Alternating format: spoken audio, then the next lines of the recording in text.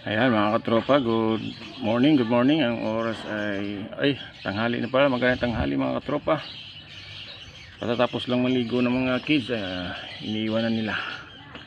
Ayan mga katropa, in this video i-flex ko lang to ang aking pitcha. Ayan. Imbis pinapadami ko yung dahon niya mga katropa, meron namang nangangahas ditong kumain ng mga dahon. Ayan, ayan mga katropa, kita nyo ba yan? Ang laki ng higad. Yan, ubos na yung dalawang dahon. Ayan imbis pinaparami ko, inaunahan ako ng insekto na ito. Ayan, marami pa tayong mga bagong tubo. Ayan, inunahan tayo mga tropa sa ating gulay na pichay.